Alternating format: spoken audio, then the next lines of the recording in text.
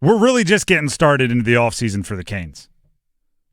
I've already seen some fans like resigning, like, oh, I guess this offseason isn't going to be as firework filled as we thought. And I'm going, it hasn't even started yet. But I do think we can narrow our focus. I think we can hone in. If I were a high school coach of some kind, the acronym I'd be using is WIN. What's important now? I think we can make sure we're not going to be distracted. Don't be distracted by all the fancy wingers out there. And make sure you get yourself a center. And I don't want to contribute to the distractions, okay? The free agency center group is not great. So maybe it's more fun to talk about the wingers, so occasionally we do that. But I want everybody to know where my focus is, which is get yourself a center. And I'll explain why. But first of all, the free agency center group, if you go to like the listicles, right? If you want to go to the rankers and the national websites, you're looking at Tavares out of Toronto, older guy. You're looking at Bennett, who I don't even think is really available because Florida's not letting him go after this postseason. Duchesne out of Dallas, older guy. Suter out of Vancouver, maybe. Trent Frederick, who's playing like 10 minutes a night with Edmonton. Those are the top free agents. And then you look at the free agent wings. We've talked about Mitch Marner. Some think he could play center, but he's a winger. Nikolai Ehlers, who we've talked about. J.J. Peterka might be available. Brock Besser might be available. Right? You start throwing all these names out there, and suddenly you're like, all right, let's talk about what it's going to take to get Marner and Ehlers. And it's going, whoa, whoa, whoa, whoa, whoa. Every time, and this is how I kind of knew we had to focus it in. Every time one of those names, one of those wings, scoring wings are brought up, my response is often the same, which is, I really like that guy. I really like that player. But if they get a center and that guy, I'm all in. Then I'm excited. If they don't get the center, then I'm going, why'd you spend so much money on this wing? The center is something that, it's simply more difficult to get. As the Canes have proven each of the last two trade deadlines, someone will be selling a high-scoring winger at the deadline. Right? Gensel, Mikko, you know what it is. But it's very rare for somebody to be selling a young center who's out there ready to perform at the level the Canes need them to perform. And we have to almost remember our own thoughts. Right? Think about that one. It gets you twisted into a pretzel. How many times over the last, it's not even like the last couple of months, over the last 2-3 years, have we talked about the Canes' need for a second-line center? The Canes need a second-line center. And then we go down some rabbit holes talking about Kotkaniemi, or we go down some rabbit holes talking about Roslovic, or we go down some rabbit holes talking about guys in the developmental system. And it always comes back to they need a second-line center. Why is Jordan Staal skating second-line minutes? We need a second-line center. Yeah. And the argument is, very simply, and I've made this argument, is it's not that easy. I believe 2 off-seasons ago they went into the off-season hoping to land a second-line center. I believe last off-season they went into the off-season hoping to land a second-line. I believe most conversations they're hoping to land a second-line center. They don't grow on trees. You know what centers are? And this is an analogy that just popped in, not in the notes. So it's off the top. Hopefully it works. Max, by this time, you know I love my analogies. They are pickup trucks. Pickup trucks. And the reason why I say that is years ago, I was looking for a new car, right? And obviously I was looking for like a new used car. And in my mid-20s, I was thinking like, I'm going to be a manly man. Let me go get a pickup truck because I need to haul stuff. I work in radio. I do yard work. That's about it. Like I need to haul stuff. Let me get a manly man pickup truck. Those headphones are heavy, man. Yeah, seriously. His laptop isn't going to move itself. And I talked to my buddy that was a car guy, and he went, it's actually really difficult. I don't know if this is true, but he told me. He was like, it's actually really difficult to get a used pickup truck because people don't get rid of them. Even if they're going to go buy an SUV or buy a sedan or a sports car, they like keeping the pickup truck for when they have to haul stuff. So they don't go trade it in like you do with every other car. So, when someone's getting a new car, unless they're getting a great deal on the payoff for a pickup truck, they just keep it. I kind of think of centers the same way, where it's like, if you're getting a winger, you feel like you can spare a winger. When you're getting a defenseman, all right, we got 4 right-handed defensemen. We can probably move on from one of these, or we can let one walk in free agency. You can never have too many centers. So they're not available.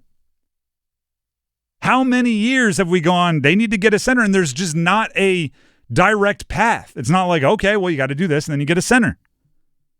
This offseason is kind of the what's the draft day, right? The movie with Kevin Costner, Vontae Mack, no matter what. It's kind of like center no matter what. And for the first time in a long time, they can be the big chip stack at the table, right? They can look around and say, all right, we want to trade for, name your center, Tage Thompson, because Dennis is all over Tage Thompson. But pick yours. Pick whoever your favorite is, right? Whoever is Eric Tulsky's dream center, the player that unlocks everything this roster was built to do, and say, okay, what's the best offer you've gotten in the trade market? All right, we'll do that and another prospect. All right, we'll do that and another whatever, because you have it. Because you have it. Or, oh, he's making it tough to trade him to all these other places because they don't want to agree to a contract for X amount of dollars. Canes can go, all right, we'll do it because we have the free agency space. And then once you get that, right, once center no matter what is taken care of, then your budget becomes more fun. Then you can go shopping in the flashy aisle, right? Then you can go, if you still have the cash, entertain Mitch Marner for $14 million a year, which would make Mitch Marner at least tied for the highest paid player in the league, which sounds ridiculous unless you kind of have all your basic necessities already taken care of and you get to go splurge. Right? Then you can go call up Nikolai Ehlers' agent and say, we have a lot of guys with, 30 goal ceilings, but you do some things advanced analytic-wise that we like, and we can pair you with our new flashy second line center and have a nice solid top 6, and you can do that. But don't do that at the expense of the center. It's to me, some of these wings are the candy at the checkout stand. It's impulse. Ooh, that looks good. It's flashy, bubblicious. Beep, put it in the bag. When you're going to the grocery store, you need to make sure, like, hey, we're having steaks tonight. You need to make sure you go get the steaks.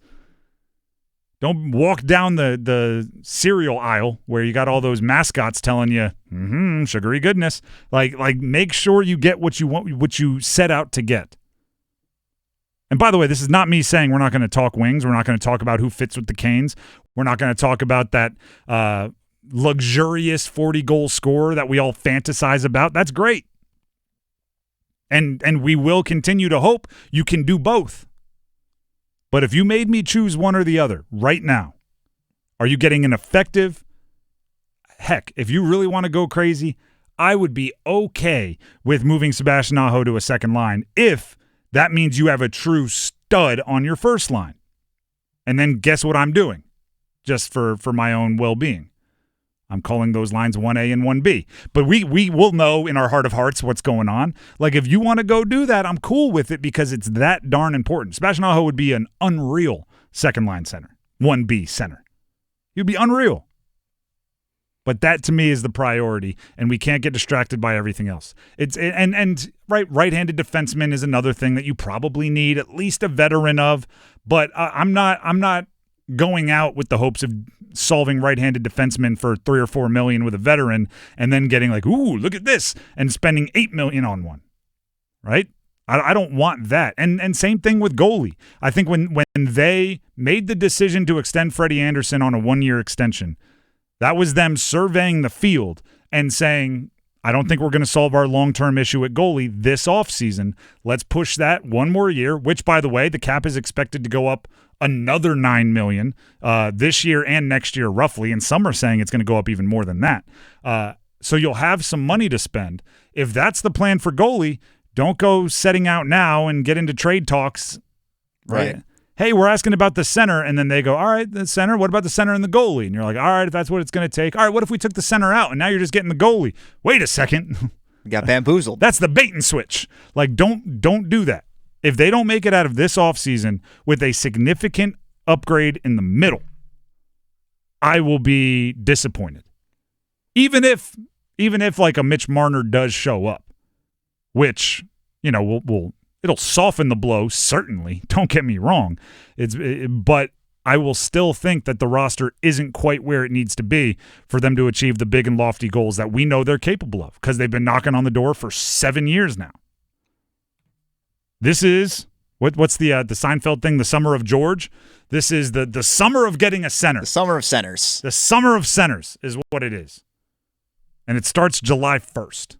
I think there's so many different options, whether you go free agency or trade.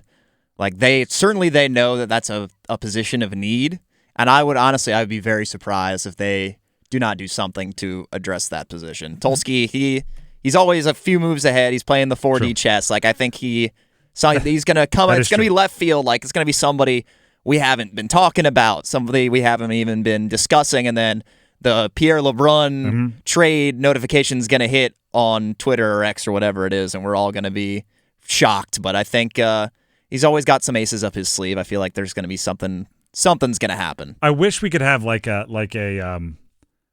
I don't. This is the only way I can describe it. Back when Zion was at Duke, they used to have like the Zion cam where like picture in picture was, even if he was on the bench just like drinking Gatorade, they would just have it on Zion. He was that big of a.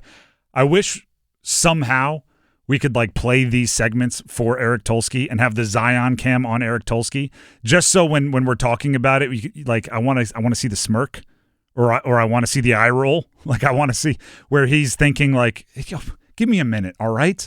I can't do anything till July 1st. Stop complaining about things. We're gonna do it. We just can't right now. Or the opposite, being like, you're such a dummy for thinking that's what we need. I'd love to read the body language of what he's going through. But the kind of the I don't know, the cool part about all of this is, and I'm going to continue to say this until I run out of breath, they can, right? They've been working towards it. Everything Eric Tulsky did with the Mikko, and then the letting Mikko go, and everything they did last year, and everything they did with certain players not being extended, and the flexibility it gives you, it was all leading towards being able to. Now you have to go execute, right? You have all these chips. They're only as good as what you trade them for or what you spend it on.